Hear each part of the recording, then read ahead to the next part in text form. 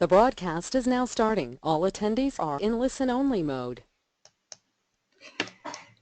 Alors, bonjour et bienvenue dans cette avant-dernière session, et oui déjà, de notre toute première édition francophone des 24 heures du Pass. Donc nous allons avoir le plaisir d'entendre Jean-Pierre Girardot, bien connu dans le paysage du décisionnel français.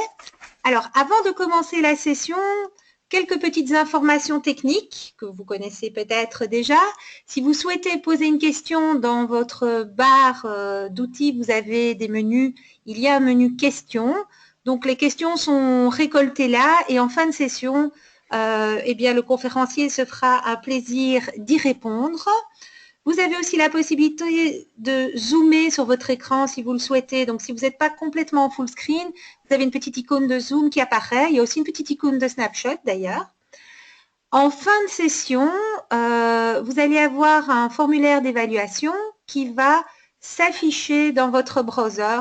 Donc, s'il vous plaît, remplissez l'évaluation. C'est vraiment chouette pour les conférenciers d'avoir un retour de votre part et ça les motive dans leur travail.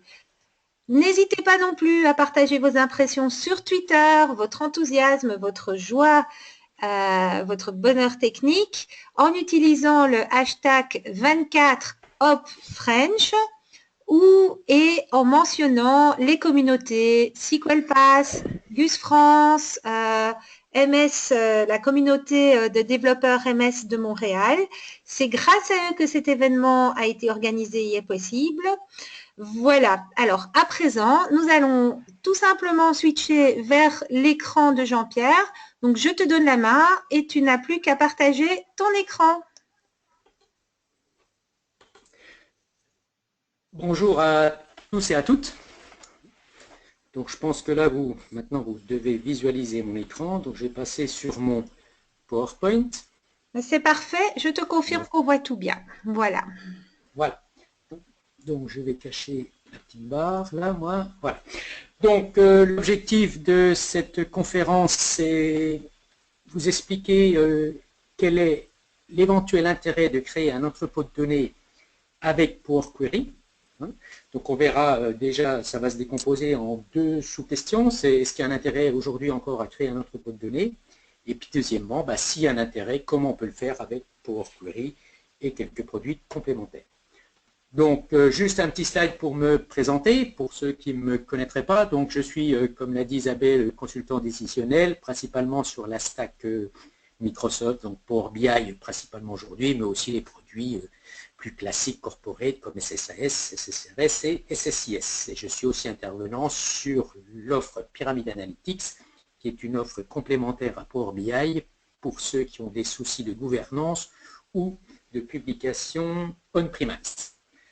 J'anime le blog wbi-365.fr où l'on peut donc voir pas mal de vidéos sur le sujet. Et l'année dernière, j'ai écrit un livre sur la business intelligence avec Power BI et Office 365. Bon, on va passer, c'était pour la présentation, il en faut quand même un peu.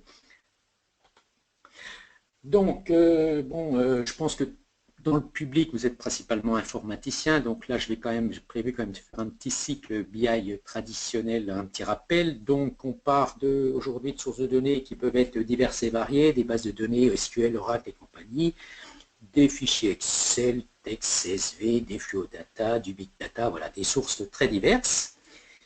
Et ces sources, par un processus d'ETL, on va les amener normalement dans un entrepôt de données ou data warehouse. Souvent d'un point de vue technique, ce n'est plus ni moins qu'une base SQL, mais où on va préparer les tables pour faciliter leur analyse. C'est-à-dire que dans une source de données d'un logiciel ERP, on a régulièrement 400-500 tables. Si je propose ça à un utilisateur, il va être vite perdu. Donc l'idée, c'est de peut-être amener à 20-30 tables, dimensions, qu'il pourra plus facilement comprendre et visualiser. Au passage, on va travailler sur la qualité de données. Si j'ai par exemple dans mes tables sources monsieur et madame, puis dans une autre table pour dire la même chose 1 et 2, pour pouvoir analyser les choses, ce n'est pas forcément évident. Donc là, je vais éventuellement normaliser mon information. Ça me permet aussi d'historiser l'information et de la centraliser. Donc ça, c'est le rôle, grosso modo, de l'entrepôt de données. Une fois qu'on a fait cet entrepôt, on va créer son cube SSS, donc soit avec SSS et Visual Studio, soit avec Excel et Power Pivot, ou aujourd'hui un petit peu plus à la mode avec Power BI Desktop. Donc, créer un modèle d'analyse, c'est récupérer les tables qu'il y a dans mon entrepôt de données et c'est y ajouter des calculs métiers communément appelés mesures. Et une fois que mon modèle d'analyse est réalisé, j'arrive dans la phase de restitution où là, je vais pouvoir donc créer des rapports, des dashboards avec des produits éventuellement différents.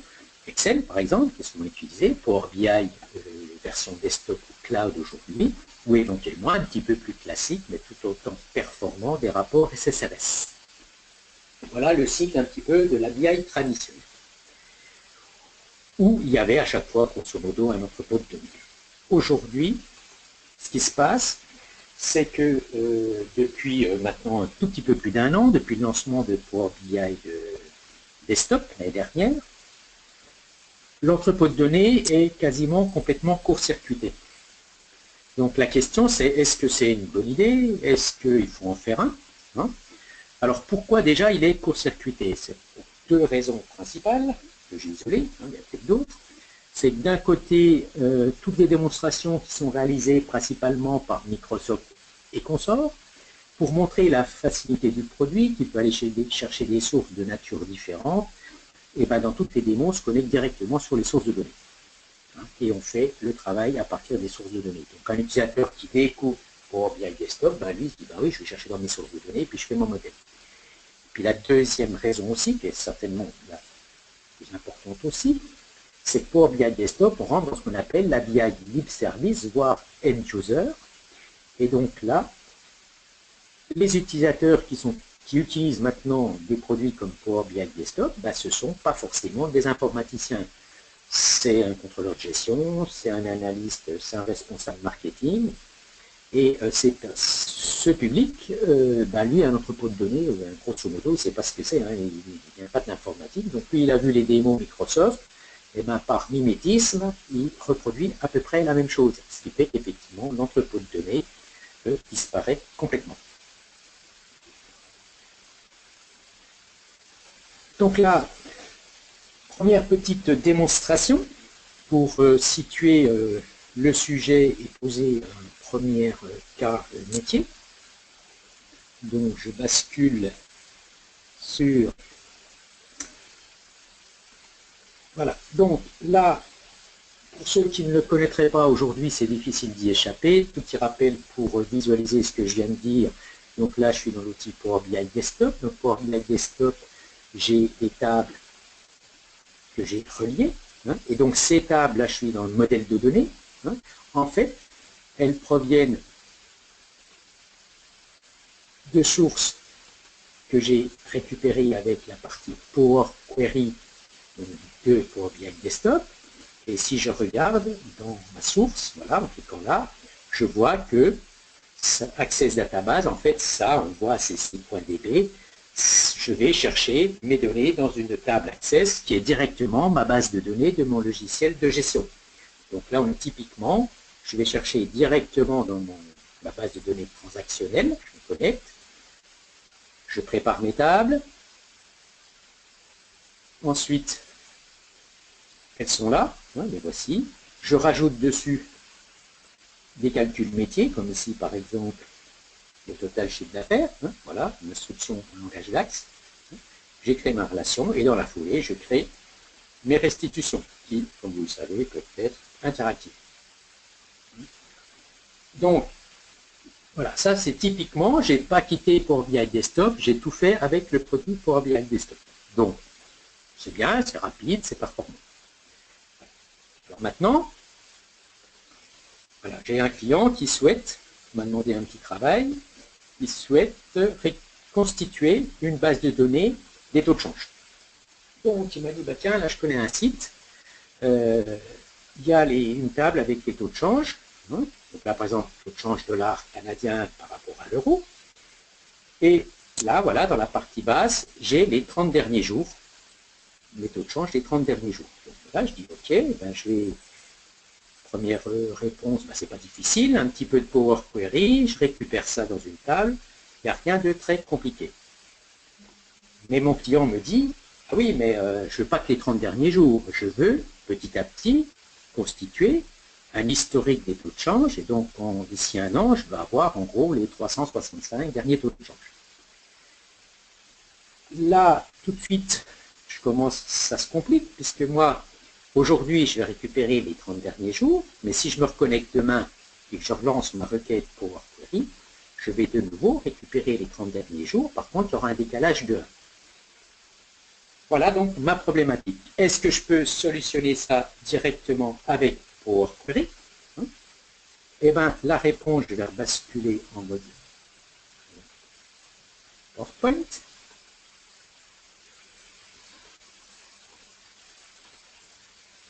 Voilà.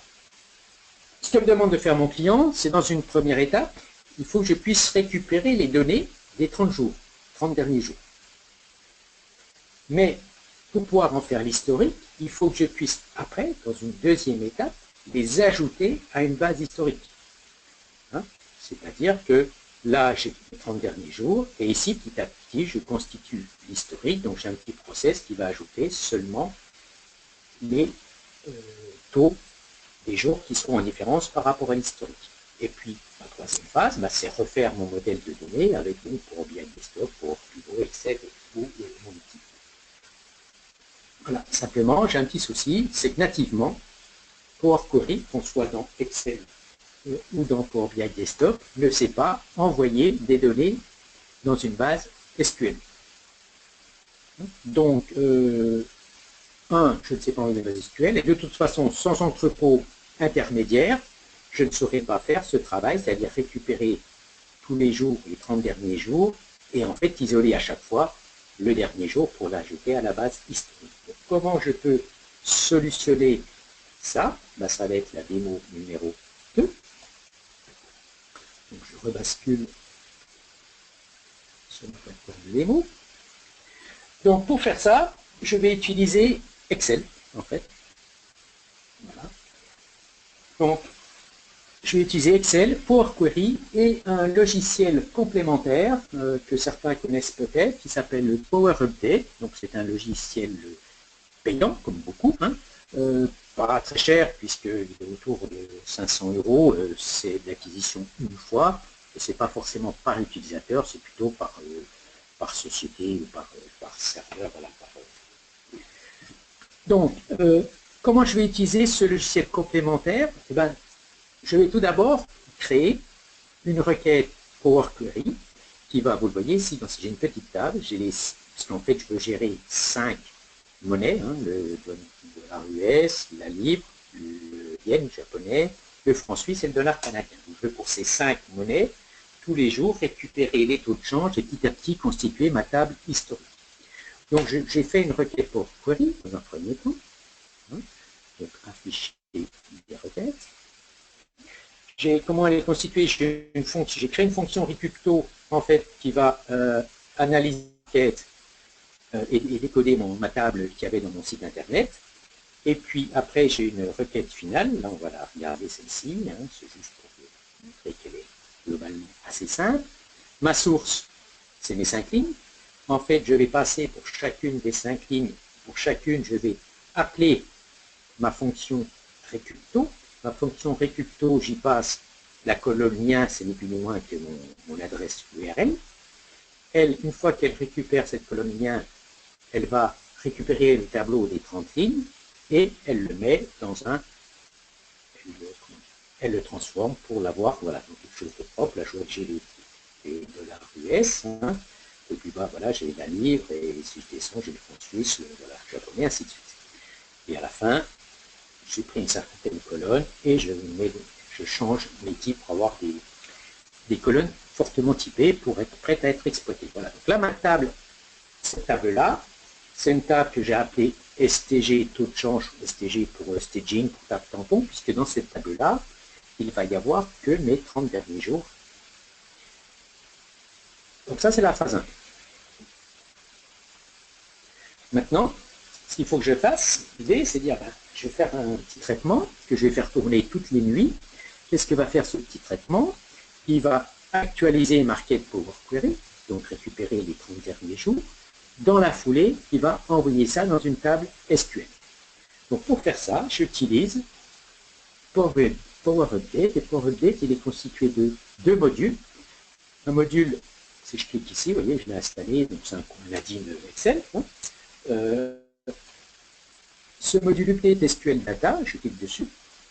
Alors, là, je sais, à cause de ma connexion à distance, c'est peut-être un petit peu petit, mais si vous avez cette SQL connexion, quand je clique là-dessus, en fait, ici, il me demande le nom de mon serveur.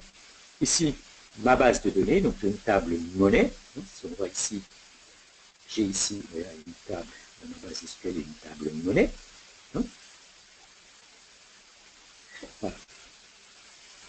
Et une fois que je me suis connecté, ici, il me propose, pareil, avec la connexion à distance, j'ai un petit souci, mais c'est pas grave.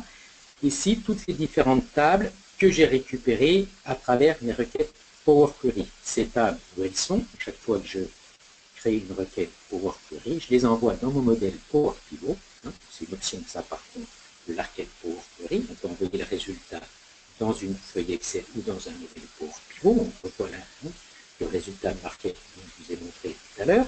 L'avantage d'envoyer ça dans Power Pivot, eh ben, c'est que je ne suis pas limité par le nombre de lignes, puisque Power Pivot peut gérer plusieurs dizaines de lignes.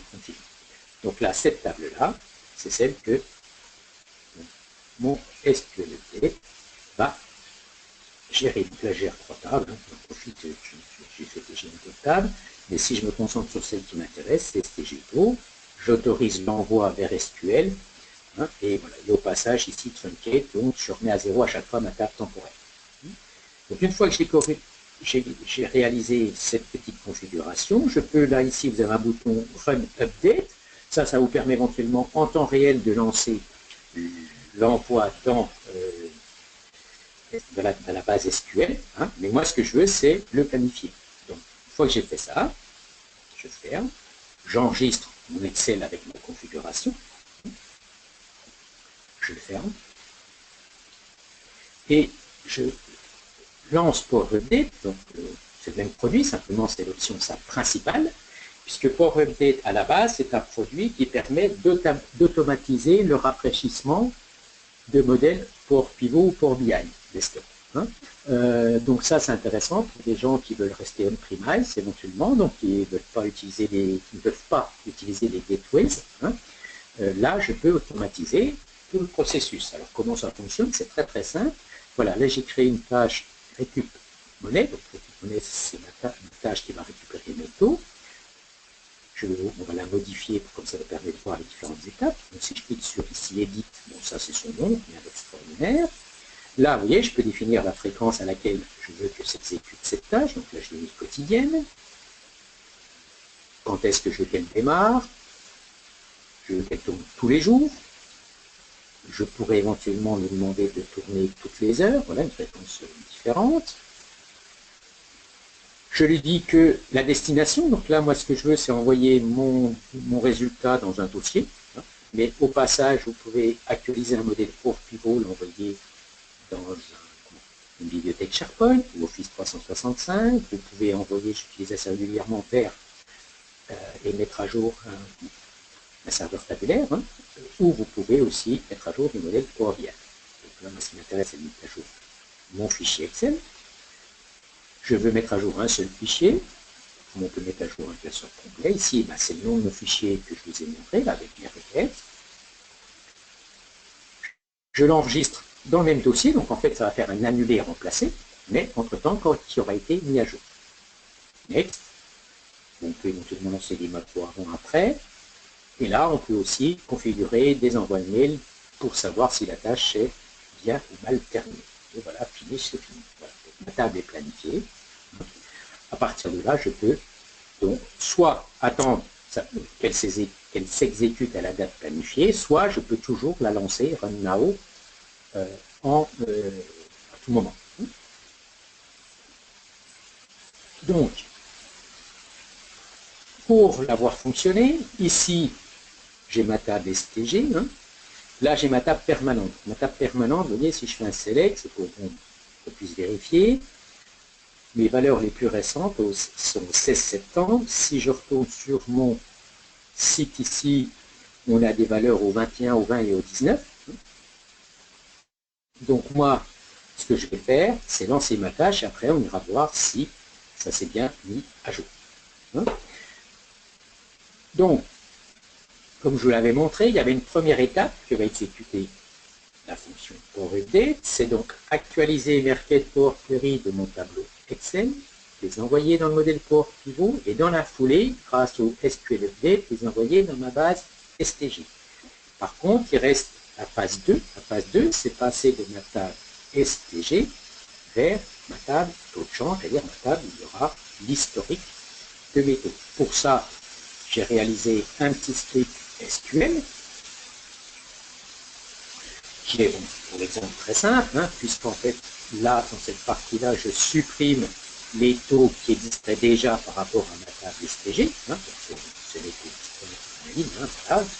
Et ensuite, comme j'ai supprimé ce qui sont déjà là, j'ajoute tout simplement mes points. Et donc, l'opération fait finalement, il n'y a que les jours en différentiel, les nouveaux jours qui sont ajoutés. Donc, ce state, lui aussi, je vais le planifier pour qu'il s'exécute de façon automatique. Donc là, plusieurs possibilités. Ça peut être éventuellement dans un PowerShell. Là, j'ai choisi, par exemple, je fais un fichier pack, voilà,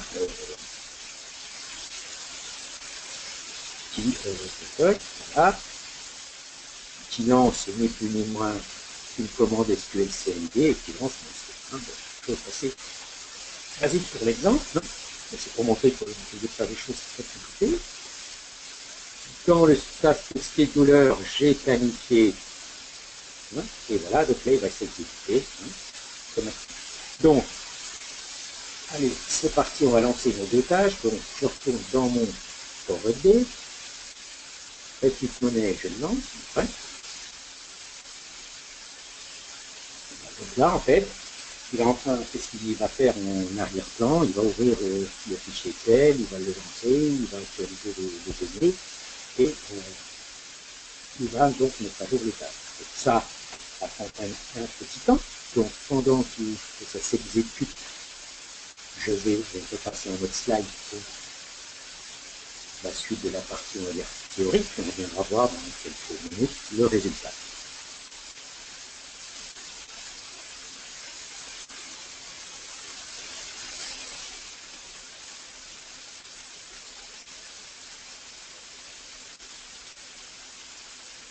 Alors, maintenant, on vient de voir une première approche, comment donc récupérer des données qui sont avec Power Query et les envoyer de façon automatisée dans une base SQL. Donc là, j'ai vu comment alimenter un entrepôt de données intermédiaire avec Power BI. Mais maintenant, la question, c'est de répondre au pourquoi. Donc, déjà, j'ai isolé 8 motifs assez pas obligatoires, mais assez fort et voire fortement conseillé. Le premier, la faisabilité, c'est-à-dire que mon histoire de taux de change, si je n'avais pas ma petite solution là avec PowerUpdate, je ne pourrais pas le faire. Donc Power BI Desktop de façon native ne sait pas faire ajouter des données, ne sait pas faire de l'incrémental. Donc là, j'aurai un problème carrément de faisabilité. Comme il ne sait pas faire de l'incrémental, l'incrémental, ce n'est pas toujours forcément de la faisabilité, mais souvent, ça me permet de solutionner des problèmes de volumétrie. J'ai notamment un client là où je récupère par un web service des données. La base est très importante, ce qui fait que si je devais tous les jours récupérer l'ensemble de la base, c'est ce que je serais obligé de faire si je n'avais que Power BI Desktop, le traitement serait beaucoup trop long. Donc là, en fait, on ne récupère que tous les jours un traitement qui ne récupère que les données de la veille. Et ces données de la veille sont ajoutées à la base permanente. Ce qui fait que je peux gérer comme ça des volumétries importants, puisqu'en fait, je ne gère que le différentiel. Ça peut permettre l'utilisation de Direct Query, puisque Direct Query, ça permet de se connecter en live sur une base SQL. Donc là, l'intérêt de l'utilisation de Direct Query n'est pas le temps réel proprement dit, puisque mon traitement pour mettre à jour mon entrepôt, il va tourner, mettons, toutes les nuits. Mais c'est de permettre éventuellement, lorsqu'on a des bases très importantes, dans Power BI Desktop, j'importe mes données. Si j'importe mes données, si j'ai une très très grosse base, je vais avoir un fichier Power BI Desktop qui risque de passer allègrement le giga de données et aujourd'hui, on ne peut pas publier un fichier Power BI Desktop sur la plateforme cloud qui est supérieur à 1 giga. Là, avec DirectQuery, je peux le connecter en live sur mon entrepôt de données. Donc, dans ce cas-là, je peux me connecter à une base de données très très importante. Donc, voilà, troisième point. La fiabilité ou le risque, par exemple avec Power Query, il est très facile de consolider des tableaux Excel. Un exemple que j'ai traité récemment, ce sont des notes de frais qui sont saisies sous Excel, qui sont saisies par les collaborateurs. Il y a une centaine de collaborateurs qui, toutes les semaines, envoient un fichier Excel où ils ont saisi leurs frais de déplacement avec des justificatifs. Et donc là, pour pouvoir analyser les dépenses, on récupère donc tous ces tableaux Excel, donc ça fait 100 par semaine, 400 par mois, donc à peu près 5000 par année. Et je les consolide pour sortir une table. Là aussi, sans entrepôt et possibilité intermédiaire, ça veut dire que quand je vais arriver à la fin d'année, je vais traiter quasiment 5000 tableaux Excel, la semaine suivante 5100 et ainsi de suite. Donc des temps de traitement qui vont s'allonger et surtout le risque, parce que parmi 5000 fichiers Excel, bon ben, il y en a peut-être quelqu'un qui peut peut-être en modifier un, il y a quelqu'un qui peut peut-être en supprimer certains. Voilà, donc j'ai pas une fiabilité sur la donnée. Donc moi, grâce à mon entrepôt, ce que je fais, c'est que je traite les 100 classeurs de la semaine, je les ajoute à ma base de données permanente et ensuite je les efface. Moi, je les copie dans un dossier backup. Hein. Et donc les personnes ne peuvent plus éventuellement revenir en arrière, modifier, en supprimer. Voilà. Donc là, je gère ma fiabilité et mon risque. Dans le traitement, j'ai déjà dit globalement, hein, ça peut me permettre de gérer aussi de l'historisation, donc des dimensions de type 2. Quoi, hein. Donc typiquement, j'ai une table salariée, j'ai des salariés qui changent, qui sont une colonne attribut, statut, cadre, non cadre. Et donc là, bah, tous les jours, je peux comme ça entre ma table tampon et ma table permanente comparer si le statut change et donc gérer et ajouter une nouvelle ligne et gérer donc les différents statuts dans le temps pour pouvoir dire, ben, lui, il était cadre de 2010 à 2015 et à partir de 2015, il était salarié, je veux dire, et à partir de 2015, il est cadre. Ça me permet le partage et la centralisation, parce que si quelqu'un là a fait une requête pour query assez sophistiquée, voilà, comme par exemple ma consolidation de tableau Excel, j'ai passé un peu de temps, j'ai fait un truc qui m'a pris un peu de temps.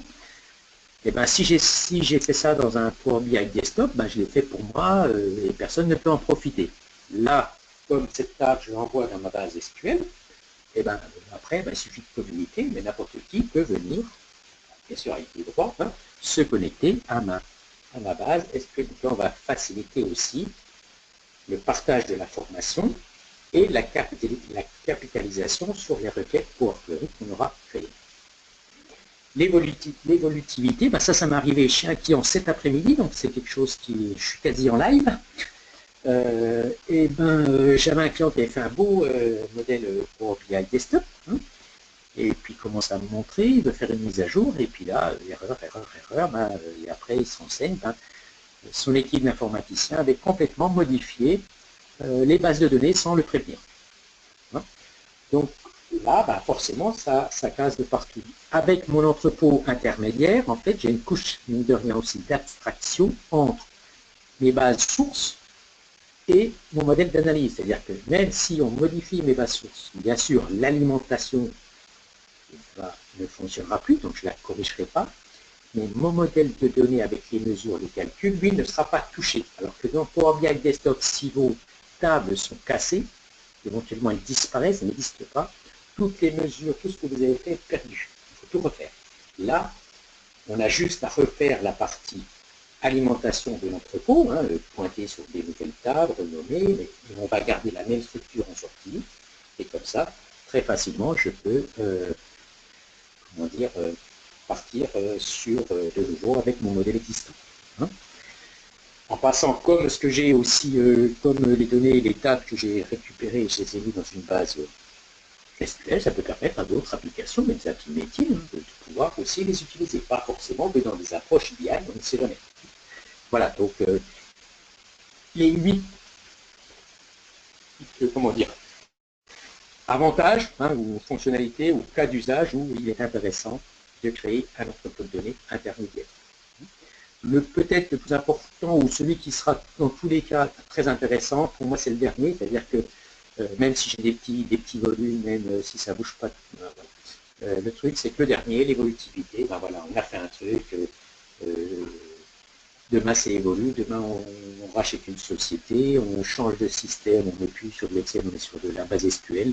Là, je ne suis pas dépendant de l'évolution technologique. Donc ça, c'est super important. Mais les autres points le sont également. Donc là, on va revenir à la partie démonstration. Voir où on en était sur notre... Ok, je vais repasser sur ma console. Donc je pense qu'il est voilà, successful, ça a dû bien se passer. Donc il faut que j'aille lancer bien sûr mon petit traitement SQL. Il est rapide et logiquement, si je vais maintenant et que je suis là, c'est pas la trouvaille, hein, c'est un petit truc là. Si là je sélectionne, voilà, je viens ce coup-ci récupérer mes données du 21, du 20, hein, pour les différents pays, les différents mondes, voilà. Donc là j'ai ma table, qui sait. Donc, et comme là j'avais pas fait tourner mon API depuis 3 jours, ben, elle a bien récupéré les 3 derniers jours, le 21, le 20 et le 19. Donc, voilà. Donc là, concrètement, je résume sur ce cas-là, Power Update avec Excel Power Pivot, le traitement là, et là, normalement, pour être complet, j'ai une dernière tâche qui est mise à jour analyse monnaie, qui elle aussi est planifiée, qui elle fait la dernière opération, c'est-à-dire elle va récupérer ces tables-là plus les autres qui est à jour, et elle va mettre à jour le modèle, mon modèle pour pivot, c'est aussi celui d'analyse. Hein. C'est-à-dire que si je vais là, j'ai ici, ça c'est mon modèle d'analyse que je veux obtenir. Hein. Donc là j'ai une table avec les valeurs qui sont converties en euros, et en sachant que voilà, j'ai un modèle pour pivot sous-jacent. Hein. Là bien sûr, pour oublier mon dessin, je ne vois pas, mais j'ai une rechange, et là j'ai créé donc des liaisons pour récupérer mes... Voilà. Ok, une table combinée de colonnes, une relation, un relais titre élémentaux, puis après une division pour le convertir en euros. Voilà ce que j'ai fait tout simplement pour l'exercice, hein, et ça me permet comme ça d'inventer. Donc ce tableau-là aussi, il est mis à jour par la requête. Celle-ci, mise à jour analyse monnaie, hein, ce qui fait que celle-ci est planifiée bien sûr un petit peu plus tard, mais donc grâce à Power Update, ça me permet de planifier complètement mon processus et également d'injecter donc des tables Power Pivot dans une base de données SQL. Donc ça c'était pour la première partie. Donc on a vu qu'il y avait quand même pas mal d'intérêt à créer un entrepôt de données intermédiaire. Donc là, on va fermer mon Excel. Je vais retourner sur mon PowerPoint pour la dernière partie où je suis pas mal dans le... Moi, je suis pas mal. Vous pouvez poser des questions. J'ai speedé quand même un petit peu parce qu'on ne sait jamais trop, mais on va revenir sur la partie démo. PowerPoint, je veux dire. Diaporama à partir de la diapositive, il faut juste que je lance une délicat. Et donc pour aussi faire plaisir aux informaticiens, puisque là, avec Power Update, disons, et Power Pivot, j'ai utilisé des choses très simples, hein, qui sont à la portée de, disons, à la portée de tout le monde. Par contre, sur des projets peut-être un tout petit peu plus ambitieux, l'idée c'est de voir dans quelle mesure je peux toujours, donc ce coup-ci, créer mon entrepôt. On a vu qu'on avait quand même plusieurs raisons qui étaient en faveur de la création d'un entrepôt de données. Est-ce que je peux finalement combiner la puissance et la facilité d'acquisition et de transformation des données avec Power Query avec la robustesse, la gestion de flux de SSIS et tous les modules qu'intègre le produit. Donc SSIS, je rappelle au cas où, c'est le logiciel d'ETL de Microsoft dans sa solution corporate. C'est un produit qui a déjà quelques bonnes années derrière lui, qui est très utilisé, qui est très puissant. Mais pour ma part, personnellement, sur justement l'acquisition, transformation, manipulation de données, je trouve un petit peu vieillissant, c'est un petit peu pas si simple que ça, demain c'est un peu longueur, mais c'est robuste. Hein. Quand je passe avec Power Query derrière, je me dis là, ce que je fais en 3 clics, il faut quand même beaucoup plus de temps avec SSIS. Donc à un moment donné, je me suis dit, tiens, est-ce que je ne pourrais pas combiner les avantages des deux produits? Donc, eh ben, la réponse, c'est on peut le faire. Donc, pour ça, on va repasser en mode démo. Donc, je retourne sur ma plateforme de démo. Ben là, je vais passer directement sur... Donc là, j'ai fait un tout petit projet qui n'est ni plus ni moins que celui qu'on vient de voir. Hein. C'est-à-dire que, vous voyez, 3 tâches. Grosso modo, la première, c'est récupération de ma table et dans ma table STG, récupération depuis le site internet des taux et injection dans la table tampon. Ici, c'est injection de la table tampon dans la table tout. Et ensuite, c'est, troisième étape, mise à jour de mon modèle pour pivot, mon modèle d'analyse. Donc, comment, qu'est-ce qu'il y a à l'intérieur de ces composants? Ben, c'est simple. Vous l'avez, je pense, deviné.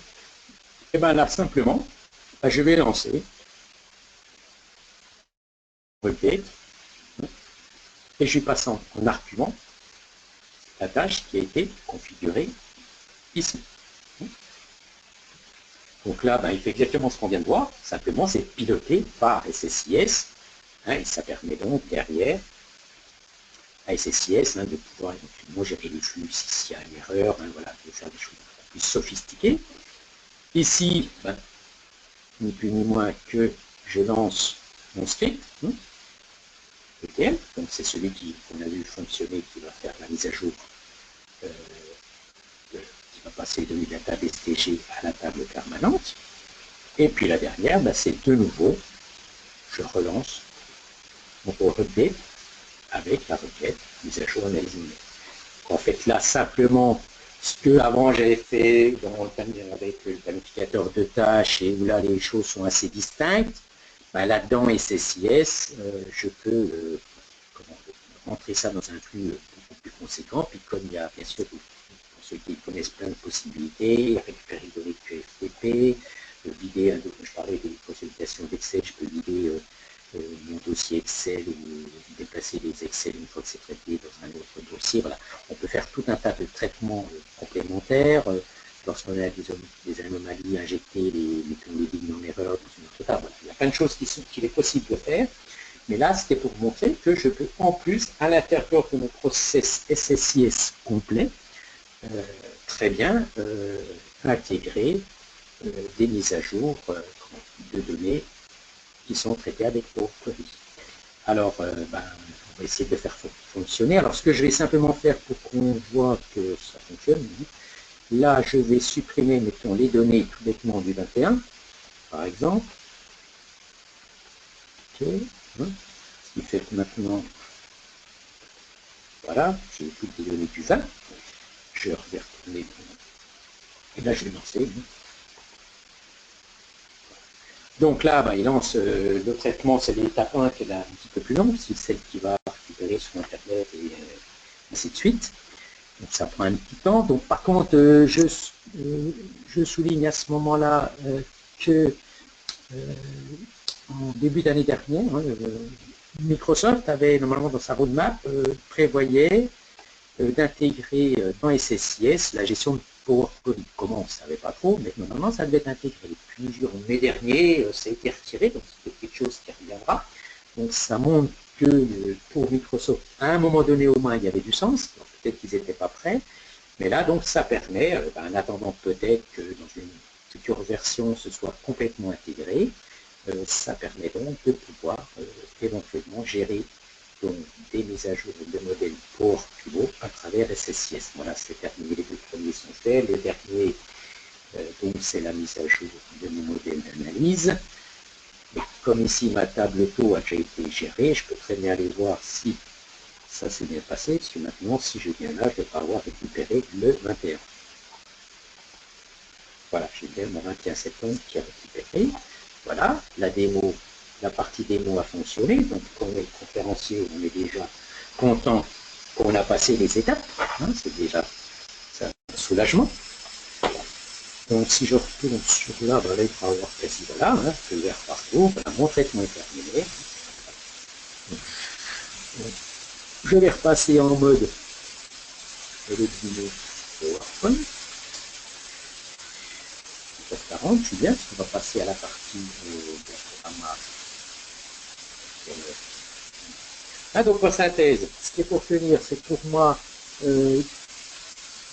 prendre les données en direct pour faire des modèles pour BIA desktop ou pour Pivot, c'est dommage.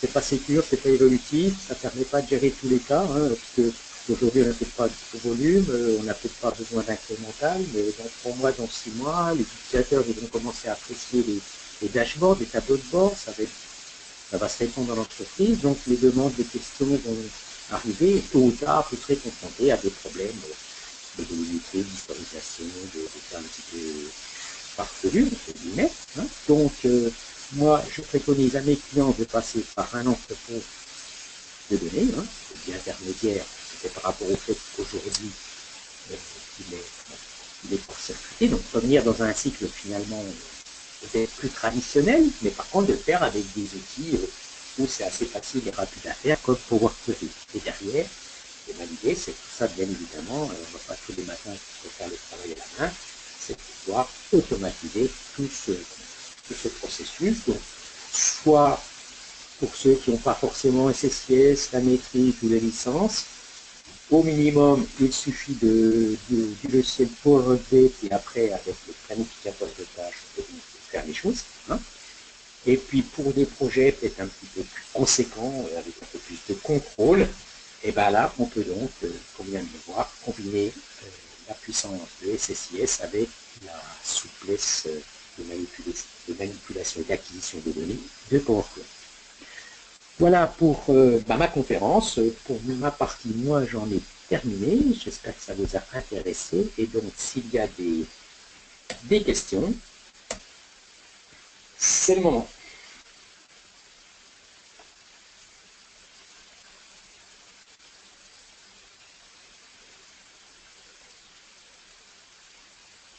Bon, je ne sais pas s'il y a des, je sais pas, des questions, je ne sais pas trop.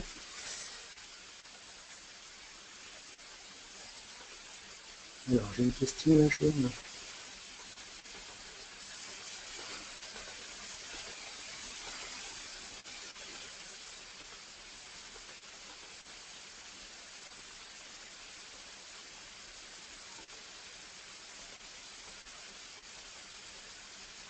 Alors là, j'ai une question de Monsieur Robillard, Hervé, hein, qui me dit, je ne l'ai pas compris complètement, il me dit, peut-on faire un ETL on-prem, ok, mais quid de Power BI on-prem. Je vais peut-être préciser la question parce que je ne vois pas trop le quid de Power BI on-prem. Est-ce que c'est dans le côté publication, hein, le côté on-prem ou voilà, là la question. Je ne comprends pas bien. Donc, il faudrait peut-être me la préciser. Oui, donc si je, comment dire, donc là, la question, elle n'est pas trop forcément sur l'entrepôt, d'après ce que je comprends. Hein, c'est donc le côté en mode SaaS. Donc effectivement, aujourd'hui, Power BI, comment dire, desktop, si je veux publier l'information, par défaut, ce que bien sûr préconise Microsoft, c'est de publier sur sa plateforme cloud. Hein. Donc, si je fais ça parce que je suis mon entreprise est partante pour le cloud. Déjà, dans mon processus que je viens de montrer, c'est la dernière étape. Là, quand j'actualisais mon modèle Power Pivot, cette dernière étape, ça sera l'actualisation finale du modèle de données. Une fois qu'il est publié, ça sera à travers la configuration des gateways, donc des passerelles. Donc, pour le mode SaaS, la partie finale, c'est la configuration de la passerelle. La partie initiale, c'est Power Update plus le script SQL ou SSIS. Par contre, si la question c'était plus est-ce qu'on peut ou comment faire pour publier mes rapports Power BI en mode on-premise, puisque la question c'est un peu ça, c'était Power BI est seulement en mode SaaS, oui, ce que je mets en publication. Dans ce cas-là, ce que préconise Microsoft, c'est d'utiliser la plateforme Pyramid Analytics, puisque quand vous êtes dans Power BI Desktop, je vais vous montrer, si je bascule en mode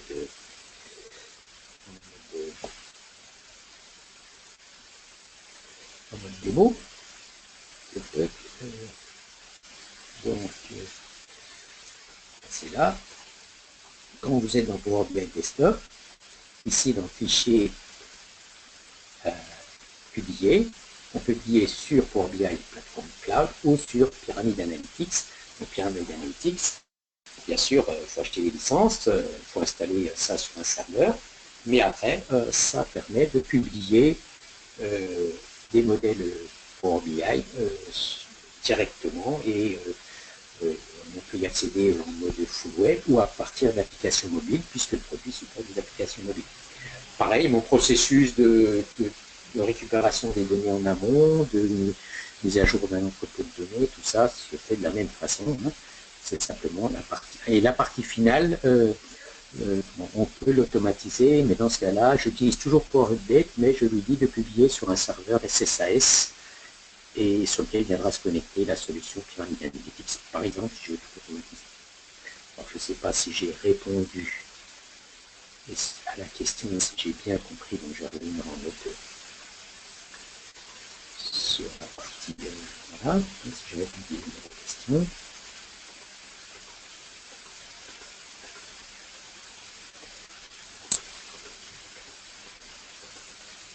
Donc voilà, donc la question, voilà, c'est on n'ira pas sur du cloud. Oui, donc à ce jour,